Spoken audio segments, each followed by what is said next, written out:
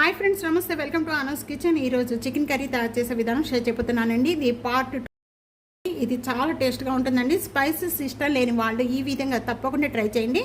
చాలా అంటే చాలా టేస్ట్గా ఉంటుంది. ముందుగా ఇక్కడ నేను 700 grams చికెన్ తీసుకున్నాను. నేను బాగా క్లీన్ చేసి ఇక్కడ ఆనియన్ పేస్ట్, ఈ సైజ్ ఆనియన్స్ 3 ఆనియన్స్ అండి. 700 grams చికెన్కి కచ్చిపిచ్చిగా నూరుకొని మిక్సీ జార్ పట్టుకోవాలి.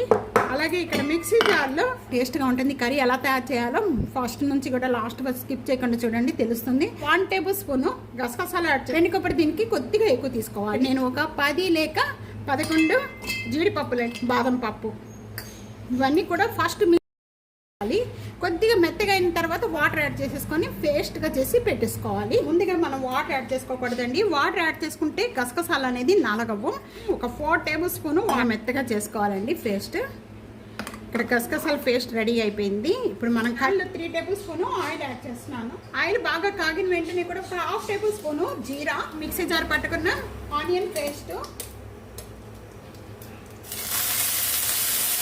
పచ్చి స్మెల్ పోయేంత వరకు కూడా బాగా వేయించుకోవాలండి. 1 tablespoon అల్లం వెల్లుల్లిపాయ పేస్ట్, ఒక 4 పచ్చిమిర్చి పేస్ట్ దీంట్లో యాడ్ చేసేసుకోవాలి.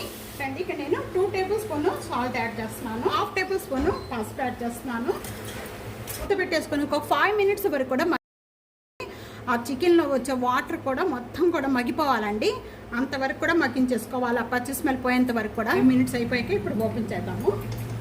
పేస్ట్ అంతా కూడా ఇప్పుడు ఈ విధంగా మిక్సీ జార్లో కొద్దిగా వాటర్ యాడ్ చేసేసుకొని ఇవి వాటర్ యాడ్ చేసేస్తున్నాను.